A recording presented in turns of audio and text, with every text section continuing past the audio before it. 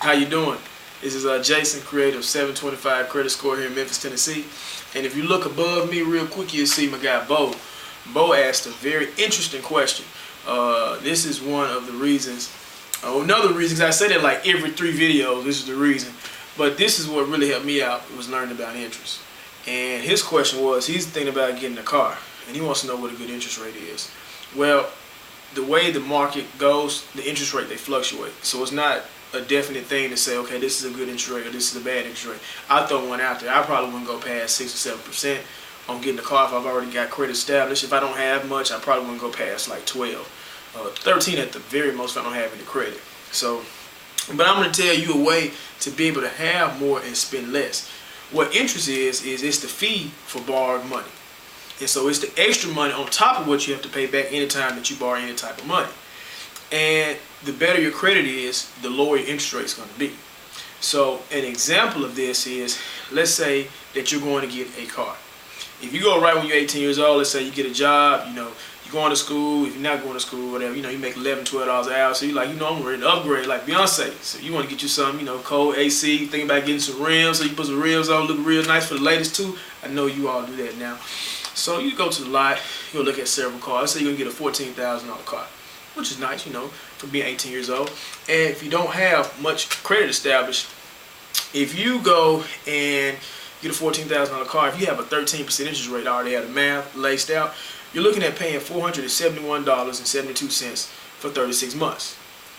Now, if you go ahead, if you got a little credit established, and say you qualify for one of those real good interest rates, if we got like a 6.75 interest rate on that same $14,000, then your payments would be $430.68. That's a difference of about $41 a month. That is a lot. I'm going to show you how. This is something that kind of helped me through. It mentally gave me the ability to be like, what, I'm going to pay my bill this month. I'm going to put off, getting that Gucci bag for the women. I know it's what you want. Or the guys, they stick at the J's, the Ed Hardy clothes. Put those things back sometimes and go ahead and pay your bill for a bigger cause. Show you why. Let's say you get a credit card when you're 18. Follow this step.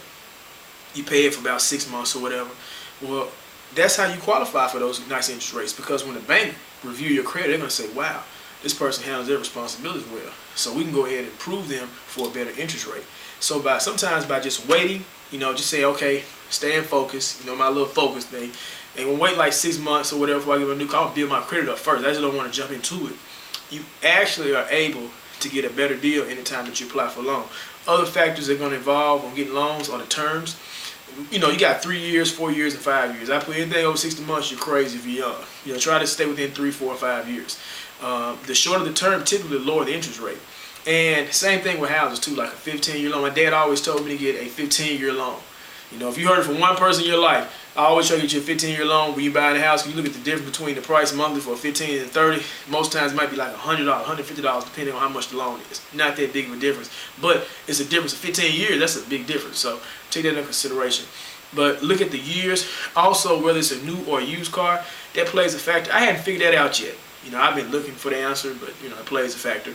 And the year of the car really doesn't make a big difference. As long as it's not past 6 years old, it will make a difference at that point. But you want to try to get you, at least less than a 6-year-old car. You know what I'm saying? So that's going to conclude everything about interest. Thank you.